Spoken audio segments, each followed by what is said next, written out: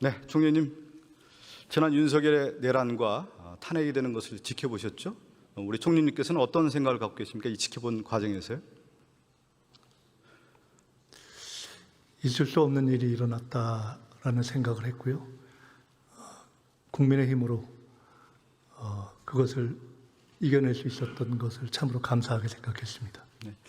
저는 윤석열이 지난 2020년 대선 과정에 나올 때 손에 왕자를 쓴 걸 보고 깜짝 놀랐었는데, 지금 시점에 봤을 때 윤석열이 군주를 평가할 때 성군, 현군, 폭군, 암군 이렇게 분류를 하는데, 우리 총리님께서는 윤석열을 지금 볼 때 어떤 군주에 포함된다고 보십니까?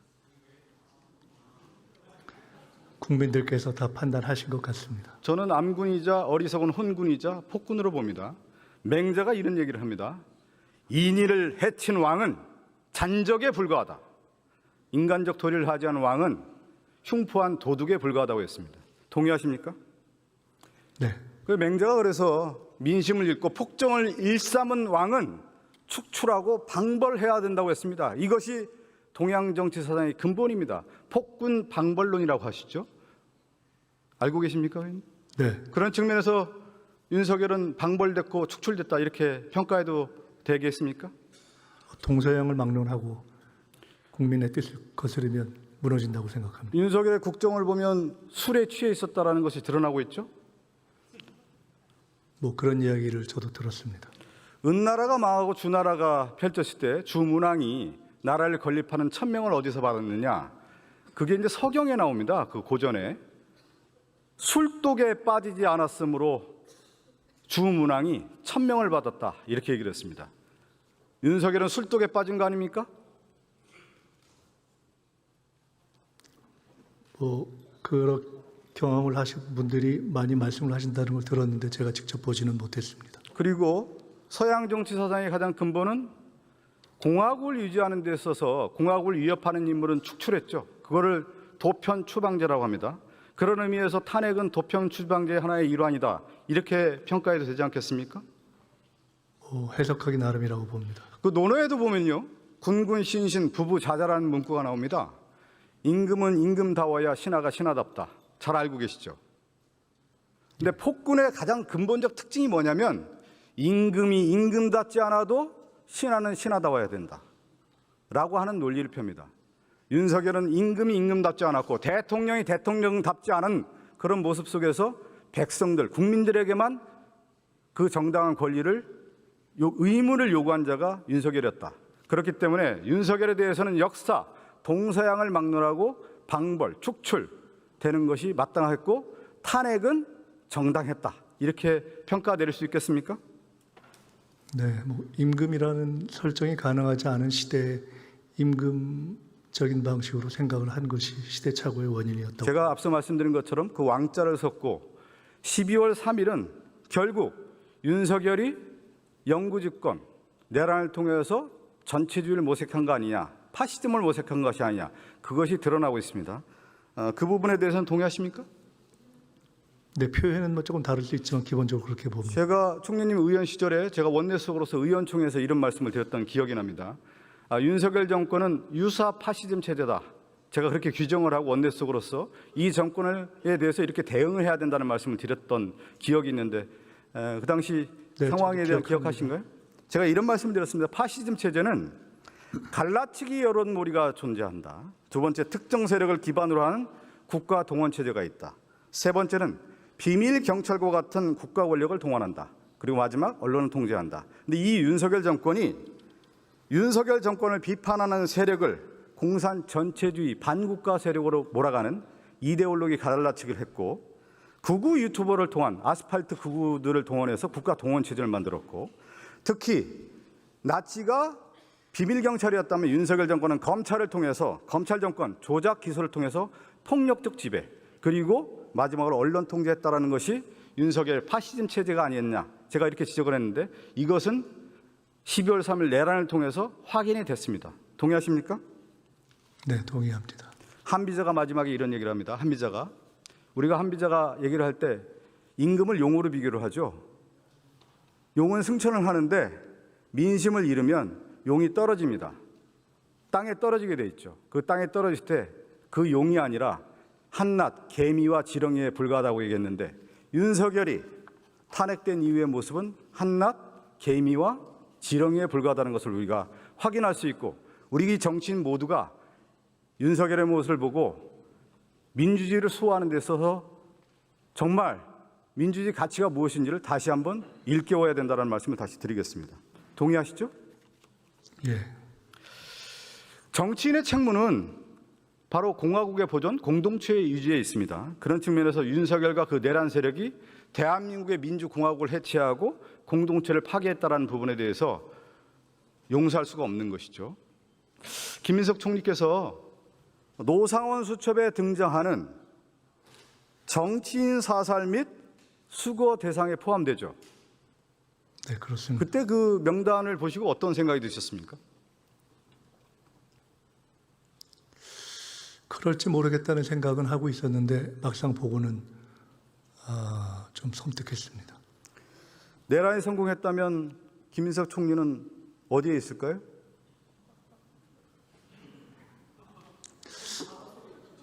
살지 못했을 거라고 생각하고 있었습니다. 고문당하고 아마 구천을 헤매고 있을 겁니다. 왜 그러냐면 제가 나치즘의 파시즘 체제, 군부 통치 이런 전체주의의 그 근본적인 본질은 뭐냐면 정적을 제거하고 구금하고 감금하고 고문하고 결국은 제거를 시키는 것이 일반적인 관례였죠. 이 정청래 대표가 교섭단체 연설에서 노상원 수첩이 현실로 성공했더라면 이 세상의 사람이 아니었을 것이다. 불교의 계기 됐을 것이다. 이렇게 얘기를 했습니다. 같은 생각 아닙니까? 김민석 총리도요? 누구하고? 정청래 당대표가 불교의 계기 됐을 것이다. 이렇게 발언한 거에 대해서. 네, 그렇습니다. 아마 이재명 대통령도 그렇고 여기 계신 우원식 의장님도 구천을 헤매고 있었을 겁니다. 그런데 그 자리에 송원석 국민의힘 원내대표가 어떤 얘기를 했죠? 글이 됐으면 제발 글이 됐으면 좋았을 걸. 본심이 드러난 거 아닙니까? 그 발언을 듣고 총리는 어떤 생각을 했습니까? 정치적 공방을 하는 경우가 있지만 아주 기본적인 것들은 지켜가면서 하는 것이 좋다 하는 생각을 평소 하고 있습니다. 저는 송원석 원내대표 사직하고 의원직도 사퇴해야 된다고 봅니다. 강력하게 주장합니다. 있을 자리가 아닙니다. 사퇴해야 됩니다. 영화 제가 달콤한 인생을 좋아하는데요. 혹시 그 화면 있으면 하나 띄워주십시오. 이 전체주의 세력들은 사람 목숨을 갖고 장난칩니다. 사람 목숨 갖고 장난치지 마십시오. 장동혁 대표가 당대표 선출 과정에서 윤 어게인을 외치는 전환길 극우 유튜버에게 머리를 조아리고 국민의힘 당대표가 됐고요. 어제는 소년보 탄핵 반대 집회를 주도한 내란 잔적들에게 인사하는 그런 모습까지 보였단 말이죠. 국민의힘 당대표가 이러한 행동에 맞다고 보십니까? 장동혁 대표께서 조금 다른 모습과 발언을 하실 때도 있어서 그런 모습에 주목하고 그런 긍정적인 방향으로 쭉 가셨으면 좋겠다 생각하고 있습니다. 저는 내란 세력의 연장이라고 봅니다. 전체주의를 연구한 그 정치학자도 유명한 한나 아렌트입니다. 악의 평범성이라는 얘기도 많이 하고요. 전체주의를 추종하는 자들을 연구를 했더니 인간의 인격과 도덕 개성을 파괴하고 사람을 이런 사람들을 생각하지 않는 살아있는 시체다 이렇게 표현을 했습니다. 그래서 전체주의를 추종하는 사람들을 쭉 봤더니 좀비처럼 살아있는 시체들의 행진이다 이렇게 얘기를 했는데 이 윤석열 정권의 내란 세력들이 좀비처럼 살아있는 시체처럼 전체주의를 추종하면서 그 행진을 했던 것을 보지 않았습니까? 총리님? 네, 국민들이 다 여러 가지를 보았습니다.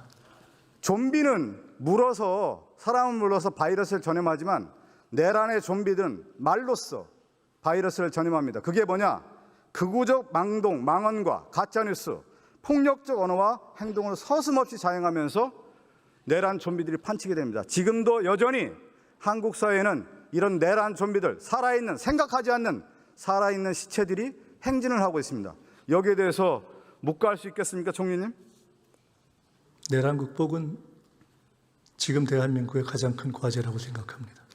내란 좀비들이 모든 권력, 검찰, 경찰, 윤석열 정권의 내각, 그리고 군대, 그리고 국민의힘 사법부까지 침투해서 또아리를 털고 있습니다. 저는 속간해야 된다고 봅니다. 제1과제로 총리님께서 해주시기 바랍니다. 네, 내란 극복을 위해서 최선을 다하겠습니다. 특히 12월 3일 이후에 내란 세력들이 지금 인사에 다 들어와서 정부 산하기관에 있는데 바로 속간내시기 바라겠습니다. 속간내셔야 됩니다.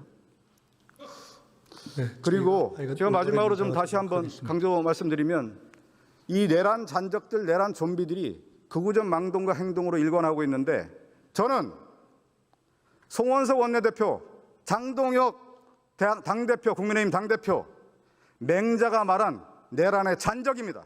그리고 한나 아렌트가 얘기하는 살아있는 시체로서 내란 좀비들입니다. 각성하고 책임져야 됩니다. 그리고 내란 세력에 대한 처벌과 단죄를 엄중하게 해야 됩니다. 총리님 어떻게 생각하십니까? 국회뿐만 아니라 우리 사회에서의 내란 극복은 모두의 과제라고 생각합니다. 과감한 인쇄를 통해서